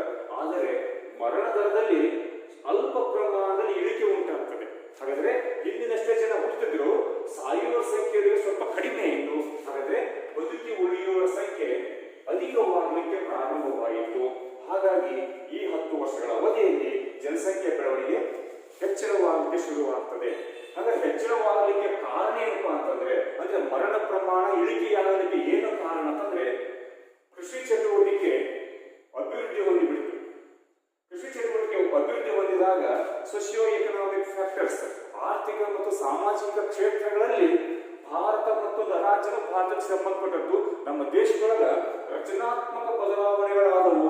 ಅದರ ಪರಿಣಾಮವಾಗಿ ಕೃಷಿ ಅಭಿವೃದ್ಧಿ ಹೊಂದಿದ್ದು, ಆಹಾರದ ಸಮಸ್ಯೆ ಕಡಿಮೆ ಆಯಿತು. ಈ ಅವಧಿಯಲ್ಲಿ ಸ್ವತಂತ್ರ ಚಳವಳಿಗಳು ತೀವ್ರವಾಗ್ತವೆ. ತೀವ್ರವಾದಾಗ ಬ್ರಿಟಿಷರು ಅವರಿಗೆ ಸ್ವಲ್ಪ ಭಯ ಹುಟ್ಟುತ್ತೆ, ಭಾರತೀಯರು ಎಚ್ಚರಗೊಂಡರು ಅಂತೇಳಿ. ಆಗ ಅವರು ಕೆಲವೊಂದಿಷ್ಟು ಭಾರತೀಯರ ಮನವೊಲಿಸಲಿಕ್ಕೆ ಸೋಶಿಯೋ ಎಕನಾಮಿಕ್ ಫ್ಯಾಕ್ಟರ್ಸ್ ಗಳನ್ನ, ಆರ್ಥಿಕ ಸಾಮಾಜಿಕ ಕ್ಷೇತ್ರಗಳಲ್ಲಿ ಸ್ವಲ್ಪ ಸುಧಾರಣೆ ಮಾಡ್ತಾರೆ. ಆ ಸುಧಾರಣೆ ಮಾಡಿದಾಗ ಕೃಷಿ ಅಭಿವೃದ್ಧಿ ಹೊಂದುತ್ತದೆ, ಆಹಾರ ಉತ್ಪಾದನೆ, ಆಹಾರ ಧಾನ್ಯಗಳ ಉತ್ಪಾದನೆ ಹೆಚ್ಚಳವಾಗ್ತದೆ. ಆಗ ಆಹಾರದಲ್ಲಿ ಹೆಚ್ಚಳ ಉಂಟಾದಾಗ ಎಲ್ಲರಿಗೂ ಆಹಾರ ಸರಿಯಾಗಿ ಪೂರೈಕೆಯಾಗಲಿಕ್ಕೆ ಪ್ರಾರಂಭವಾಗ್ತದೆ. ಅದರ ಪರಿಣಾಮವಾಗಿ ಮರಣ ದರದಲ್ಲಿ ಇಳಿಕೆಯಾಗ್ತದೆ, ಜನಸಂಖ್ಯೆಯ ಸ್ವಾಭಾವಿಕ ಹೆಚ್ಚಳ ಅಧಿಕವಾಗ್ತದೆ. ಹಾಗಾದ್ರೆ ಜನಸಂಖ್ಯೆ ಬೆಳವಣಿಗೆ ಇಲ್ಲಿ ಪ್ರಾರಂಭವಾಗ್ತದೆ. ಆದ್ರೆ ನಿಧಾನ ಅಂತ ಒಂದು ಶಬ್ದ ತಗೊಳ್ತೇವೆ. ನಿಧಾನವಾಗಿ ಯಾಕೆ ಪ್ರಾರಂಭವಾಯ್ತು ಅಂದ್ರೆ ಜನಸಂಖ್ಯೆ ಮರಣದರ ಇಳಿಕೆಯಾಗಿ ಜನರು ಹೆಚ್ಚಿನ ಮಕ್ಕಳು ಜನಿಸಲಿಕ್ಕೆ ಪ್ರಾರಂಭವಾದರು. ಆದರೆ ಅದೇ ಅವಧಿಯಲ್ಲಿ ಈಗ ಹಿಂದೆ ಹೇಳಿದಂತೆ ಭಾರತದಲ್ಲಿ ಬ್ರಿಟಿಷರನ್ನು ಹೊರಗೆ ಹಾಕಿ ಸ್ವತಂತ್ರ ಪಡೆಯಲಿಕ್ಕೆ ಚಳುವಳಿಗಳು ತೀವ್ರ ಸ್ವರೂಪ ತಾಳಿಬಿಟ್ಟವು. ತೀವ್ರ ಸ್ವರೂಪ ತಾಳಿದಾಗ ಬ್ರಿಟಿಷರು ಬರ್ಬರವಾದ ಆಡಳಿತ ನೀತಿಯನ್ನು ಅನುಸರಿಸಿದರು. ಎಲ್ಲೆಲ್ಲಿ ಭಾರತೀಯರು ಇತಿಹಾಸ ಹೋಗ್ತಾರೆ, ಗುಂಪು ಗುಂಪಾಗಿ ಸೇರಿದಾಗ ಅವರು ಸಾಮೂಹಿಕವಾಗಿ ಹತ್ಯೆ ಮಾಡಲಿಕ್ಕೆ ಶುರು ಮಾಡಿಬಿಟ್ರು. ಹಾಗಾಗಿ ಮರಣ ದರ ಅತಿ ಕಡಿಮೆ ಆದರೂ ಸಹಿತ ಇಲ್ಲಿ ಬ್ರಿಟಿಷರ ಬರ್ಬರ ಆಡಳಿತ ನೀತಿಯಿಂದಾಗಿ ಎಷ್ಟೋ ಸ್ವಾತಂತ್ರ್ಯ ಯೋಧರು ಸಾವನ್ನಪ್ಪಿ ಬಿಟ್ಟರು. ಎಷ್ಟೋ ಜನ ಸ್ವಾತಂತ್ರ್ಯ ಚಳವಳಿಯಲ್ಲಿ ಇವತ್ತು ನಾವು ನೆನಪಿಡಬೇಕಾದಂತ ಅಂಶ, ಸ್ವಾತಂತ್ರ್ಯ ಚಳವಳಿಯಲ್ಲಿ ಧುಮುಕಿದಂತಹ ಅತಿ ಹೆಚ್ಚಿನ ಸಂಖ್ಯೆ ಯುವಕ ಸಮುದಾಯ. ಅವರಲ್ಲಿ ಅತ್ಯಧಿಕ ಯುವಕರು ವಿವಾಹವನ್ನ ಆಗದೇ ಇರುವವರು, ಅವಿವಾಹಿತರು. ಒಂದವರಿಗೆ ಮಕ್ಕಳು ಆಗುವಂತ, ಅವ್ರ ಲಗ್ನ ಆಗಲಿಲ್ಲ, ಸ್ವಾತಂತ್ರ್ಯಕ್ಕಾಗಿ ತಮ್ಮನ್ನು ತಾವು ತೊಡಗಿಸ್ಕೊಂಡ್ಬಿಟ್ರು. ಆ ಬರ್ಬರ ಆಡಳಿತ ನೀತಿಯೊಳಗ ಅವ್ರು ಸತ್ತು ಹೋಗಿ ಶುರು ಮಾಡಿದ್ರು. ಹಾಗಾಗಿ ಮರಣ ದರದಲ್ಲಿ ಇಳಿಕೆ ಆದರೂ ಬೆಳವಣಿಗೆ ಮಾತ್ರ ನಿಧಾನವಾಗಿತ್ತು. ಇದು ಈ ಒಂದು ಅಂಶ. ಕೃಷಿಯಿಂದ ಬೆಳವಣಿಗೆ ಶುರುವಾಯಿತು. ಚಳುವಳಿಗಳು ಪ್ರಾರಂಭವಾದಾಗ ಬ್ರಿಟಿಷರ ಬರ್ಬರ ಆಡಳಿತ ನೀತಿಯಿಂದ ಕೊಲ್ಲಲ್ಪಡ್ಲಿಕ್ಕೆ ಹತ್ತಿದ್ರು. ಸಾಮೂಹಿಕ ಹತ್ಯೆ ಶುರುವಾಗಿತ್ತು. ಅದಕ್ಕೆ ನಿಧಾನವಾದ ಜನಸಂಖ್ಯೆ ಆಗ ಶುರುವಾಗಿತ್ತು. ಬೆಳವಣಿಗೆ ನಿಧಾನವಾಗಿ ಪ್ರಾರಂಭವಾಯಿತು. ಎರಡನೇ ಹಂತ. ಇನ್ನು ಮೂರನೇ ಹಂತ 1941ರಿಂದ 81ರ ಅವಧಿ, ಸ್ವಲ್ಪ ದೊಡ್ಡ ಅವಧಿ, 40 ವರ್ಷಗಳ ಒಂದು ಅವಧಿ. ಅಂದ್ರೆ ಈ 41ರಿಂದ 1981ರ ಅವಧಿ ತೆಗೆದುಕೊಂಡ್ರೆ ಇಲ್ಲಿ 1,62,00,000 ಇದ್ದಿದ್ದು ಇದು 3,70,00,000, ಸುಮಾರು 1,00,00,000 ಎಷ್ಟಾಗುತ್ತಾ? ಇಲ್ಲಿಂದ 1,67,00,000ದಿಂದ 3,70,00,000, ಸುಮಾರು 1,08,00,000 ಜನಸಂಖ್ಯೆ ಆ 44 ದಶಕಗಳಲ್ಲಿ ಹೆಚ್ಚಳವಾಗ್ತದೆ. ಹಾಗಾದ್ರೆ ಇದನ್ನೇ ಜನಸಂಖ್ಯಾ ಸ್ಫೋಟ ಅಂತ ಕರೆಯಲಾಗಿದೆ. ಅಂದ್ರೆ ಜನಸಂಖ್ಯೆ ಮಿತಿ ಮೀರಿ ಬೆಳೆದು ಬಿಡ್ತೀವಿ. ಅದ್ರ ಬಗ್ಗೆ ಮುಂದಿನ ಪಾಯಿಂಟ್ ನೋಡೋಣ ಜನಸಂಖ್ಯಾ ಸ್ಫೋಟದೊಳಗ. ಹಾಗಾದ್ರೆ 1941ರಿಂದ 71ರ 4 ದಶಕಗಳಲ್ಲಿ ಜನಸಂಖ್ಯೆ ಅತಿ ವೇಗವಾಗಿ ಬೆಳೆಯಲಿಕ್ಕೆ ಪ್ರಾರಂಭವಾಗಿ ಬಿಡ್ತು. ಇಲ್ಲಿ ದಶಕವಾಗಿ ಜನ ಬೆಳವಣಿಗೆ ನೋಡಿದ್ರೆ ಇಲ್ಲಿ ಕೇವಲ 3, -1, 9, 11, 19, 21, 24 ಹೋಗಿ 24 ಆಗಿಬಿಡ್ತು. ಅಂದ್ರೆ ಇಲ್ಲಿ 9 ಇದ್ದಿದ್ದು 26% ಆಗಿಬಿಡ್ತು. ಅವ್ರು ಎಷ್ಟು ಪರ್ಸೆಂಟ್? ಸುಮಾರು ಇಲ್ಲಿ 15%, ಸುಮಾರು 17%ದಷ್ಟು ಜನಸಂಖ್ಯಾ ದಶಕವಾರ ಬೆಳವಣಿಗೆ ತೀವ್ರವಾಗಿ ಆಗಿಬಿಡ್ತು. ಅದಕ್ಕೆ ಕಾರಣ ಜನಸಂಖ್ಯೆ ಆ ಮಟ್ಟಿಗೆ ವೇಗವಾಗಿ ಬೆಳೆಯಲಿಕ್ಕೆ ಕಾರಣ ಅಂತಂದ್ರೆ ಮತ್ತೆ ಜನನ ದರ ಈ ಹಿಂದಿನ ಅವಧಿ 2 ಅವಧಿಯಲ್ಲಿ ಏನಿತ್ತಲ್ಲ ಅದೇ ರೀತಿ ಜನನ ದರ ಮುಂದುವರೆದಿತ್ತು. ಆದ್ರೆ ಒಮ್ಮಿಂದೊಮ್ಮೆಲೆ ಈ ಅವಧಿಯಲ್ಲಿ ಮರಣ ದರ ಇಳಿಕೆಯಾಗಿ ಬಿಡ್ತದೆ. ಹಾಗಾದ್ರೆ ಜನನ ದರ ಯಾಕೆ ಅಧಿಕವಾಗಿತ್ತು? ಇಲ್ಲಿ ಹಿಂದಿನ ಮೂಢನಂಬಿಕೆ ಅವೆಲ್ಲ ಇತ್ತು. ಹುಟ್ಟುವವರ ಸಂಖ್ಯೆ, ಮಕ್ಕಳನ್ನ ಪಡೆಯುವಂತಹ ಪ್ರಮಾಣ ಅಧಿಕನೇ ಇತ್ತು. ಆದರೆ ಮರಣ ಪ್ರಮಾಣ, ಸಾಯುವಂತಹ ಮಕ್ಕಳ ಸಂಖ್ಯೆ ಒಮ್ಮೆಲೆ ಕಡಿಮೆ ಇತ್ತು. ಮರಣದ ಡೆತ್ ರೇಟ್ ಒಮ್ಮೆಲೆ ಇಳಿಮುಖವಾಗಿ ಬಿಡ್ತು. ಹಾಗಾದ್ರೆ ಯಾಕೆ ಆ ಡೆತ್ ರೇಟ್, ಮರಣ ಪ್ರಮಾಣ ಇಳಿಕೆ ಆಗಿಬಿಡ್ತಪ್ಪ ಅಂತಂದ್ರೆ 1947ಕ್ಕೆ ನಾವು ಸ್ವಾತಂತ್ರ್ಯವನ್ನು ಪಡ್ಕೊಳ್ತೇವೆ. 47ರಿಂದ ಮುಂದೆ 51ರ ಅವಧಿವರೆಗೆ ಭಾರತ ಅಭಿವೃದ್ಧಿಗೆ ತಾಪವಾಗ್ತಾ ಹೋಗುತ್ತೆ. 50-51ರ ಅವಧಿಯೊಳಗ ಭಾರತದಲ್ಲಿ ಪಂಚವಾರ್ಷಿಕ ಯೋಜನೆಗಳು ಅಸ್ತಿತ್ವಕ್ಕೆ ಬರ್ತವ. ಪಂಚವಾರ್ಷಿಕ ಯೋಜನೆಗಳ ಮೂಲಕ ಮೊದಲನೇದಾಗಿ ಕೃಷಿ ಕ್ಷೇತ್ರವನ್ನು ಅಭಿವೃದ್ಧಿಪಡಿಸಲಾಗುತ್ತೆ, ನೀರಾವರಿ ಕ್ಷೇತ್ರವನ್ನ ಹೆಚ್ಚಿಸಲಾಗುತ್ತೆ, ಹೊಸ ಪ್ರದೇಶಗಳಿಗೆ ನೀರಾವರಿ ಸೌಲಭ್ಯ ದೊರಕಿಸಿಕೊಡಲಾಗುತ್ತೆ, ಹಸಿರು ಕ್ರಾಂತಿ ಶುರುವಾಗುತ್ತೆ. ಹಸಿರು ಕ್ರಾಂತಿ ಫಲವಾಗಿ ಅನೇಕ ತಳಿಗಳನ್ನ ಕಂಡುಹಿಡಿಯಲಾಗುತ್ತೆ. ಆಗ ಆಹಾರ ಧಾನ್ಯಗಳ ಉತ್ಪಾದನೆ ಹೆಚ್ಚಳವಾಗ್ತದೆ. ಆಹಾರ ಧಾನ್ಯಗಳ ಉತ್ಪಾದನೆ ಹೆಚ್ಚಿದಾಗ ಭಾರತವು ಅಲ್ಲಿವರೆಗೆ ಆಹಾರ ಧಾನ್ಯಗಳಿಗಾಗಿ ವಿದೇಶಗಳ ಮೇಲೆ ಅವಲಂಬಿತವಾಗಿತ್ತು. ಸ್ವತಂತ್ರ ದೊರೆತ ನಂತರ ಪಂಚವಾರ್ಷಿಕ ಯೋಜನೆಗಳ ಮೂಲಕ ಕೃಷಿ ಅಭಿವೃದ್ಧಿ ಹೊಂದಿದಾಗ ಭಾರತವು ಆಹಾರ ಧಾನ್ಯಗಳ ಉತ್ಪಾದನೆಯಲ್ಲಿ ಪರಿಪೂರ್ಣವಾಗಿ ಸ್ವಾವಲಂಬಿಯಾಗ್ತದೆ. ಎಲ್ಲರಿಗೂ ಪೌಷ್ಟಿಕ ಆಹಾರ ದೊರೆಯಲಿಕ್ಕೆ ಪ್ರಾರಂಭವಾಗ್ತದೆ. ಅದರ ಪರಿಣಾಮವಾಗಿ ಮರಣ ದರ ಕಡಿಮೆಯಾಗ್ತದೆ. ಗ್ರಾಮೀಣ ಪ್ರದೇಶಗಳಿಗೆ ವೈದ್ಯಕೀಯ ಸೇವೆ, ಆರೋಗ್ಯ ಸೇವೆಗಳು ವಿಸ್ತರಿಸಲ್ಪಡ್ತವೆ. ಪ್ರಾಥಮಿಕ ಆರೋಗ್ಯ ಕೇಂದ್ರಗಳಂತಹ ಕೇಂದ್ರಗಳು ಸ್ಥಾಪನೆಯಾಗ್ತವೆ. ಪ್ರತಿ ಮನೆಗೂ ಪ್ರತಿ ಗ್ರಾಮಕ್ಕೂ ಆರೋಗ್ಯ ಸೇವೆ ನೀಡಲಾಗ್ತದೆ. ಈಗೆಲ್ಲ ಸಣ್ಣ ಹಳ್ಳಿಯಿಂದ ಸಹಿತ ಅಲ್ಲಿ ನರ್ಸ್ಗಳು, ಮಲೇರಿಯಾ ಡಾಕ್ಟರ್ಗಳು ಅಡ್ಡಾಡ್ತಿರ್ತಾರೆ. ಅಲ್ಲ ಗರ್ಭಿಣಿ ಸ್ತ್ರೀಯರಿಗೆ ಅವರಿಗೆ ಕೆಲವೊಂದು ಐರನ್, ಕ್ಯಾಲ್ಸಿಯಂ ಇಂಥೊಂದು ಮಾತ್ರೆಗಳನ್ನು ನೀಡ್ತಾ ಇರ್ತಾರೆ. ಆ ಒಂದು ಅಂಶ ಈ ಅವಧಿಗಳು ಪ್ರಾರಂಭವಾಗುತ್ತೆ. ಆರೋಗ್ಯ ಸೇವೆಗಳು ಪ್ರಾರಂಭವಾಗ್ತವೆ. ಆಗ ಸಾಯುವ ಜನರ ಪ್ರಮಾಣ ಕಡಿಮೆ ಆಗ್ತದೆ. ನೈರ್ಮಲೀಕರಣವನ್ನ ಅಸ್ತಿತ್ವಕ್ಕೆ ತರಲಾಗ್ತದೆ. ಅಂದ್ರೆ ನೈರ್ಮಲ್ಯತೆ ಗ್ರಾಮೀಣ ಪ್ರದೇಶ ಇರ್ಬೋದು, ನಗರ ಇರ್ಬೋದು, ಚರಂಡಿ ವ್ಯವಸ್ಥೆ, ಒಳಚರಂಡಿ ವ್ಯವಸ್ಥೆ, ಕುಡಿಯುವ ಶುದ್ಧ ನೀರಿನ ಪೂರೈಕೆ, ವಿದ್ಯುತ್, ಬೀದಿ ವಿದ್ಯುತ್ ದೀಪಗಳು, ಮನೆಗಳಿಗೆ ವಿದ್ಯುತ್ ಪೂರೈಕೆ ಮಾಡುವುದು, ಜನರು ನೈರ್ಮಲ್ಯತೆ ಇರಲಿಕ್ಕೆ ಪ್ರಯತ್ನ ಮಾಡುವುದು. ಆ ಒಂದು ನೈರ್ಮಲ್ಯತೆಯಿಂದಾಗಿ ಈ ಸಾಂಕ್ರಾಮಿಕ ರೋಗಗಳು ಸಂಪೂರ್ಣ ಹತೋಟಿಗೆ ಬಂದು ಬಿಡ್ತವೆ. ಮುಂದೆ ಎಲ್ಲರಿಗೂ ಆಹಾರವನ್ನು ಪೂರೈಕೆ ಮಾಡಲಾಗ್ತದೆ. ಎಂತಹ ಆಹಾರ? ನಾವು ಕಂಟ್ಯಾಮಿನೇಟೆಡ್ ಫುಡ್, ಪೌಷ್ಟಿಕ ಆಹಾರ. ಆ ಪೌಷ್ಟಿಕ ಆಹಾರ ನೀಡಲಿಕ್ಕೆ ಪ್ರಾರಂಭವಾಗ್ತದೆ. ಈಗೆಲ್ಲ ಮಧ್ಯಾಹ್ನ ಬಿಸಿ ಊಟ ಅಂತ ಬಂದಿದೆ. ನಾವು ಪ್ರಾಥಮಿಕ ಶಾಲೆ ಕಲಿಬೇಕಾದ್ರೆ ನಮಗ ಆ ಕಾಟೆ ಬರ್ತಿದ್ವು, ಆಮೇಲೆ ಹಿಟ್ಟು ಕೊಡ್ತಿದ್ರು. ಅಂದ್ರೆ ಅವು ಈ ಎಲ್ಲಾ ಮಕ್ಕಳಿಗೂ ಪೌಷ್ಟಿಕ ಆಹಾರ ಪೂರೈಕೆ ಮಾಡುವಂತ ಒಂದು ಯೋಜನೆ ಈ ಹಂತದಲ್ಲಿ ಪ್ರಾರಂಭವಾಗ್ತದೆ. ಗ್ರಾಮೀಣ ಪ್ರದೇಶಗಳಿಗೂ ಶುದ್ಧವಾದ ಕುಡಿಯುವ ನೀರನ್ನ ಪೂರೈಕೆ ಮಾಡಲಿಕ್ಕೆ ಪ್ರಾರಂಭಿಸಲಾಗಿದೆ. ಮೊದಲ ಎಲ್ಲೋ ಕೆರೆ, ಆಮೇಲೆ ಬಾವಿಗಳು, ಅಲ್ಲಿ ಅಶುದ್ಧವಾದ ನೀರು, ಮಲಿನಗೊಂಡ ನೀರು ಇರ್ತಿತ್ತು. ಪ್ರಾಣಿಗಳನ್ನು ಅಲ್ಲೇ ಮೈ ತೊಳೆಯೋದು, ಬಟ್ಟೆಯನ್ನು ಅಲ್ಲೇ ತೊಳೆಯೋದು, ಅದೇ ನೀರನ್ನು ಕುಡಿತಿದ್ರು. ಆಗೆಲ್ಲ ಇಂಥ ಒಂದು ಸಾಂಕ್ರಾಮಿಕ ರೋಗಗಳು ಬರ್ತಿದ್ವು. ಆದ್ರೆ ಈ ಅವಧಿಯೊಳಗ ನೀರು ಪೂರೈಕೆ ನಳಗಳ ಮೂಲಕ ಆಮೇಲೆ ನೀರು ಸಂಗ್ರಹ ಮಾಡೋದು, ವಿವಿಧೋದ್ದೇಶ ಯೋಜನೆಗಳು ಶುರು ಮಾಡ್ತಾರೆ ಆ ದಶಕದಲ್ಲಿ, ಪಂಚವಾರ್ಷಿಕ ಯೋಜನೆಗಳಲ್ಲಿ. ಆಗ ಮಳೆಗಾಲದಲ್ಲಿ ತುಂಬಿ ವ್ಯರ್ಥವಾಗಿ ಹೋಗುತ್ತಿದ್ದಂತ ನೀರನ್ನ ಸಂಗ್ರಹ ಮಾಡಿ ಬೇಸಿಗೆ ಕಾಲದೊಳಗ ಗ್ರಾಮೀಣ ಪ್ರದೇಶಗಳಿಗೂ ನಗರ ಪ್ರದೇಶ ಒಟ್ಟ ಕುಡಿಲಿಕ್ಕೆ ನೀರನ್ನ ಪೂರೈಕೆ ಮಾಡಲಿಕ್ಕೆ ಶುರುವಾಗ್ತದೆ. ಆಗ ಸಾಂಕ್ರಾಮಿಕ ರೋಗಗಳು ಕ್ರಮೇಣ ಕಣ್ಮರೆಯಾಗ್ತವೆ. ಹಾಗಾಗಿ ಮರಣ ಪ್ರಮಾಣ ಅಧಿಕವಾಗ್ತದೆ. ಮೂಲ ಸೌಕರ್ಯಗಳ ವಿಸ್ತರಣೆ ಗ್ರಾಮೀಣ ಪ್ರದೇಶಗಳಿಗೂ ನಮಗೆ ಕೆಲವು ಬೇಸಿಕ್ ನೀಡ್ಸ್ ಇರ್ತಾವ, ಮೂಲಭೂತ ಸೌಕರ್ಯಗಳು. ಆ ಎಲ್ಲಾ ಮೂಲಭೂತ ಸೌಕರ್ಯಗಳನ್ನ ವಿಸ್ತರಣೆ ಮಾಡಲಾಗ್ತದೆ. ಅಲ್ಲೇ ಮೂಲಭೂತ ಸೌಕರ್ಯ ನಗರ ಹೇಳಿದಂಗೆ ಕುಡಿಯುವ ನೀರು, ಪೌಷ್ಟಿಕ ಆಹಾರ, ಶೈಕ್ಷಣಿಕ ಸೌಲಭ್ಯಗಳು, ಆಮೇಲೆ ಮನೋರಂಜನಾ ಅಂಶಗಳು, ಆಮೇಲೆ ಒಳಚರಂಡಿ ವ್ಯವಸ್ಥೆ, ಆಮೇಲೆ ಇವುಗಳ ಹೊರತುಪಡಿಸಿ ಈ ಅಂಚೆ ಸಾರಿಗೆ ಸಂಪರ್ಕ ವ್ಯವಸ್ಥೆ, ಆಮೇಲೆ ಇತರೆ ನೈರ್ಮಲೀಕರಣ, ಆಮೇಲೆ ಈಗ ನಾವು ನರೇಗಾ ಯೋಜನೆಗಳು ಕೆಲವೊಂದು ಅಂಶಗಳನ್ನು ನೋಡ್ತೇವೆ. ಆ ಎಲ್ಲ ಅಂಶಗಳು ಗ್ರಾಮೀಣ ಪ್ರದೇಶಗಳ ಸುಧಾರಣೆಗಾಗಿ. ಆ ಎಲ್ಲ ಅಂಶಗಳು ಯೋಜನೆ ಹೆಸರು ಬೇರೆ ಇತ್ತು. ಆ ಪಂಚವಾರ್ಷಿಕ ಯೋಜನೆಗಳಲ್ಲಿ ಕಾರ್ಯರೂಪಕ್ಕೆ ಬರ್ತವೆ. ಆ ಎಲ್ಲ ಮೂಲಭೂತ ಸೌಕರ್ಯಗಳನ್ನ ಗ್ರಾಮೀಣ ಪ್ರದೇಶ ಜನರಿಗೆ ವಿಸ್ತರಣೆ ಮಾಡ್ತಾರೆ. ಜೊತೆಗೆ ಪ್ರಾಕೃತಿಕ ಪ್ರಕೋಪಗಳ ನಿರ್ವಹಣೆ ಮಾಡಿ ಶುರುವಾಗುತ್ತೆ. NDRF ಮತ್ತು ರಾಷ್ಟ್ರೀಯ ವಿಪತ್ತು ನಿರ್ವಹಣೆ ಅಂತೇಳಿ ಅಂತ ಒಂದು ನಿರ್ವಹಣಾ ನಿಧಿಗಳನ್ನ ಸ್ಥಾಪನೆ ಮಾಡಲಾಗ್ತದೆ.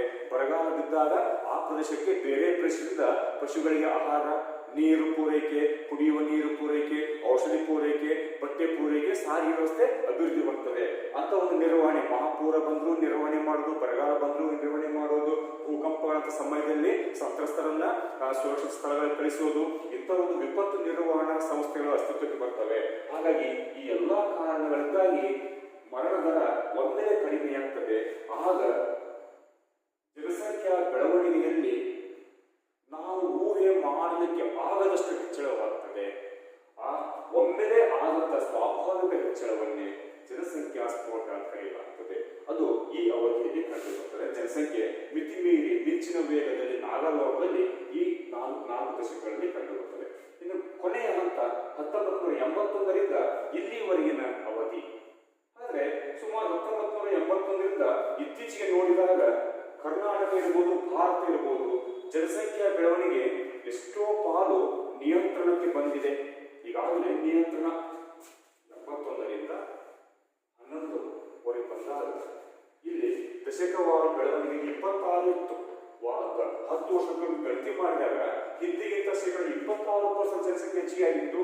ಆದರೆ ಇಲ್ಲಿ ಬಂದಾಗ ಇಂದು ಕೇವಲ ದಶಕವಾರು ಬೆಳವಣಿಗೆ 15ರಷ್ಟು ಕಂಡು ಬರ್ತದೆ. ಅಂದರೆ ಇಲ್ಲಿಂದ ಇಲ್ಲಿ ಬಂದಾಗ ಸುಮಾರು 11% ಜನಸಂಖ್ಯಾ ಬೆಳವಣಿಗೆ, ದಶಕವಾರು ಬೆಳವಣಿಗೆ ಕಡಿಮೆಯಾಗಿದೆ. ಇದು ಅತ್ಯಂತ ಗಮನಿಸಬೇಕಾದಂತಹ ಒಂದು ಅಂಶ. ಅಂದ್ರೆ ಇಷ್ಟು ಕಡಿಮೆಯಾದ ಕಾರಣ ಇಲ್ಲಿ ಜನಸಂಖ್ಯಾ ಬೆಳವಣಿಗೆ ನಿಯಂತ್ರಣಕ್ಕೆ ಬರಲಿಕ್ಕೆ ಪ್ರಾರಂಭವಾಗಿದೆ. ಹಾಗಾಗಿ ಯಾಕೆ ಈ ನಿಯಂತ್ರಣವಾಗ್ತದೆ ಅಂತಂದ್ರೆ ಮರಣ ದರ ಕಡಿಮೆಯಾಗಿದೆ. ಮರಣ ದರ ಯಾಕೆ ಕಡಿಮೆ ಅಂತ ನಾವು ಹಿಂದಿನ ಹಂತದಲ್ಲಿ ಹೇಳಿದ್ವಿ. ಈ ಎಲ್ಲಾ ಅಂಶಗಳಿಂದಾಗಿ ಮರಣ ದರ ಒಂದೇ ಕಡಿಮೆಯಾಗಿದೆ. ಮರಣ ದರ ಕಡಿಮೆಯಾದರೆ ತನ್ನಿಂದ ತಾನೇ ಜನರ ದರ ಕಡಿಮೆಯಾಗ್ತದೆ. ಹೇಗೆ ಒಂದಕ್ಕೊಂದು ಸಂಬಂಧ ಅಂತಂದ್ರೆ, ಈಗ ಸಾಯುವ ಸಂಖ್ಯೆ ಹೆಚ್ಚಿಗೆ ಇದ್ದರೆ ತಂದೆ ತಾಯಿಗಳು ಹೆಚ್ಚಿಗೆ ಮಕ್ಕಳು ಪಡಿತಾರೆ. ನಮಗ ಒಂದ ಮಗು ಇತ್ತು ಅಂತಂದ್ರೆ ಒಂದು ಮಗು ಸತ್ತು ಹೋಗ್ಬಿಡ್ತಪ್ಪ ಅಂದ್ರೆ ಇಂಥ ಒಂದು ಕಲ್ಪನೆಗಳು ಕಂಡು ಬರ್ತಾವ.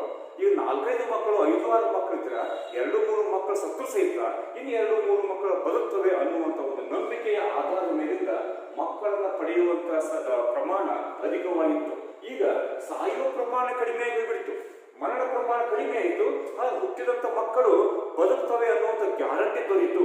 ಒಂದೇ ಮಗು ಹುಟ್ಟಿದ್ರು ಆ ಮಗುವನ್ನು ನಾವು ಬದುಕಿಸ್ಕೋಬಹುದು. ಯಾಕಂದ್ರೆ ಅಂತ ಒಂದು ವೈದ್ಯಕೀಯ ಸೌಲಭ್ಯಗಳು, ಆರೋಗ್ಯ ಸೇವೆಗಳಿಂದ ನಾವು ಇಂದು ದೇಶದಾದ್ಯಂತ ನೋಡ್ತೇವೆ. ಹಾಗಾಗಿ ಈಗ ಚಿಕ್ಕ ಮಗು 1 ವಾರ 15 ದಿವಸ ಮಗುವಿಗೆ ಓಪನ್ ಹಾರ್ಟ್ ಸರ್ಜರಿ ಮಾಡುವಂತ ಒಂದು ವಿಜ್ಞಾನ ತಂತ್ರಜ್ಞಾನ ಬಳಕೆಯಲ್ಲಿವೆ. ಹಾಗಾಗಿ ಹುಟ್ಟಿದಂತ ಮಗುವನ್ನ ನಾವು ಏನಾದರೂ ಮಾಡಿ ಬದುಕಿಸಿಕೊಳ್ಳಬಹುದು ಅನ್ನುವಂಥ ಸಾಮರ್ಥ್ಯವನ್ನು ನಾವು ಪಡ್ಕೊಂಡಿದ್ದೇವೆ. ಹಾಗಾಗಿ ಸಾಯುವ ಪ್ರಮಾಣನೇ ಕಡಿಮೆ ಆಗಿಬಿಟ್ಟು ಮತ್ತು ಸಾಮಾನ್ಯವಾಗಿ ಸ್ವಾಭಾವಿಕವಾಗಿ ಮಕ್ಕಳನ್ನ ಪಡೆಯುವಂತ ಪ್ರಮಾಣ ಕಡಿಮೆಯಾಗಿಬಿಟ್ಟಿದೆ. ಇಲ್ಲೆಲ್ಲ 5-6 ಮಕ್ಕಳು ಇರ್ತಿದ್ವು, ಅರ್ಧ ಮಕ್ಕಳು ಸತ್ರು ಅರ್ಧ ಬದುಕವು ಅನ್ನುವಂಥ ಒಂದು ಭಾವನೆ ಇರ್ತಿತ್ತು. ಈಗ ಹಂಗಲ್ಲ, ಒಂದ ಮಗು ಇದ್ರೆ ಸಾಕು, 2 ಮಗು ಇದ್ರೂ ಸಾಕು ಅನ್ನುವಂಥ ಒಂದು ಹಂತಕ್ಕೆ ನಾವೆಲ್ಲ ತಲುಪಿದ್ದೇವೆ. ಹಾಗಾಗಿ ಜನರ ದರ ಕಡಿಮೆಯಾಗಲಿಕ್ಕೆ ಕಾರಣ ಅಂತಂದ್ರೆ ಮರಣ ದರ ಕಡಿಮೆಯಾಗಿದೆ. ಹಾಗಾಗಿ ಮಕ್ಕಳನ್ನು ಪಡೆಯುವಂತಹ ಇಚ್ಛೆ ಕಡಿಮೆಯಾಗ್ತಾ ಬಂದಿದೆ. ಹಾಗಾಗಿ ಇಲ್ಲಿ ನಿಯಂತ್ರಣ ಸಾಧಿಸಲಿಕ್ಕೆ ಸಾಧ್ಯವಾಗಿದೆ. 2001ರಿಂದ 11ರ ಅವಧಿಯನ್ನು ನೋಡಿದಾಗಂತೂ ಇಲ್ಲಿ ಕೇವಲ 15% ಸ್ವಾಭಾವಿಕ ಹೆಚ್ಚಳ ಕಂಡು ಬರ್ತದೆ. ಇದೇ ಇನ್ನೂ ಮುಂದುವರ್ಕೊಂಡು ಹೋದಾಗ ಸಂಪೂರ್ಣ ಇನ್ನೊಂದು 20 ವರ್ಷಗಳಲ್ಲಿ ನಮ್ಮ ದೇಶ ಮತ್ತು ರಾಜ್ಯದಲ್ಲಿ ಜನಸಂಖ್ಯೆ ಸಂಪೂರ್ಣ ನಿಯಂತ್ರಣಕ್ಕೆ ಬಂದು ಬಿಡುತ್ತದೆ. ಇದು ಕರ್ನಾಟಕದಲ್ಲಿ ಜನಸಂಖ್ಯಾ ಬೆಳವಣಿಗೆಯ ಪ್ರವೃತ್ತಿ, trend of growth of population in Karnataka ಅಂತ ಹೇಳ್ತೇವೆ. ಇನ್ನು ಒಂದು ಪಾಯಿಂಟ್ ಬರ್ತಾ ಇದು 2 ಮಾಸ ಕೇಳ್ತದೆ. ಇದು ಸಪ್ರೇಟ್ ಬರ್ತಿದ್ದು ಜನಸಂಖ್ಯಾ ಸ್ಫೋಟ ಅಂತ. ಜನಸಂಖ್ಯಾ ಸ್ಫೋಟ ಅಂತಂದ್ರೆ ಒಂದು ಪ್ರದೇಶದ ಜನಸಂಖ್ಯಾ ಹೆಚ್ಚಳ ಅಂದ್ರೆ ಒಂದು ಪ್ರದೇಶದಲ್ಲಿ ಜನಸಂಖ್ಯೆಯಲ್ಲಿ ಕಂಡು ಬರುವ ಆಕಸ್ಮಿಕ ಹೆಚ್ಚಳವನ್ನ, ಅದು ನಾವು ಅಪೇಕ್ಷಿಸಿದಂತಲ್ಲ, ಅನಪೇಕ್ಷಿತ ಆಕಸ್ಮಿಕ ಹೆಚ್ಚಳ. ಒಂದು ಪ್ರದೇಶದ ಜನಸಂಖ್ಯಾ ಬೆಳವಣಿಗೆಯಲ್ಲಿ ಕಂಡು ಬರುವ ಆಕಸ್ಮಿಕ ಹೆಚ್ಚಳವನ್ನ ಜನಸಂಖ್ಯಾ ಸ್ಫೋಟ ಎಂದು ಕರೆಯಲಾಗ್ತದೆ. ಅದು ನಮ್ಮ ರಾಜ್ಯದಲ್ಲಿ 1971ರಿಂದ 81ರ ಅವಧಿಯಲ್ಲಿ ಸ್ಪಷ್ಟವಾಗಿ ಕಂಡು ಬರ್ತದೆ. ಅಂದರೆ ದಶಕವಾರು ಬೆಳವಣಿಗೆ ಇದು ಗರಿಷ್ಠವಾಗಿದೆ 24 ಮತ್ತು 26% ಕಂಡು ಬರ್ತದೆ. ಅದನ್ನ ಜನಸಂಖ್ಯಾ ಸ್ಫೋಟ ಅಂತ ಹೇಳ್ತೇವೆ. ಹಾಗಾದ್ರೆ ಆ ಜನಸಂಖ್ಯಾ ಸ್ಫೋಟ ಕಂಡು ಬಂದಾಗ ಸಮಸ್ಯೆಗಳು ಅಧಿಕವಾಗ್ತವೆ. ಅಂದ್ರೆ ಜನನ ದರ ಅಧಿಕವಾಗ್ತದೆ, ಮರಣ ದರ ಒಮ್ಮೆಲೆ ಕಡಿಮೆಯಾಗ್ತದೆ, ಸ್ವಾಭಾವಿಕ ಹೆಚ್ಚಳ ಮಿತಿ ಮೀರಿ ಬಿಡ್ತದೆ. ಜನಸಂಖ್ಯೆ ಮಿತಿ ಮೀರಿ ಬಿಡ್ತಪ್ಪ ಅಂತಂದ್ರೆ ಆ ಪ್ರದೇಶದ ಸಂಪನ್ಮೂಲದ ಉಪಯೋಗ ಅಥವಾ ಸಂಪನ್ಮೂಲದ ಲಭ್ಯತೆ ಎಲ್ಲರಿಗೂ ಆಗುವುದಿಲ್ಲ.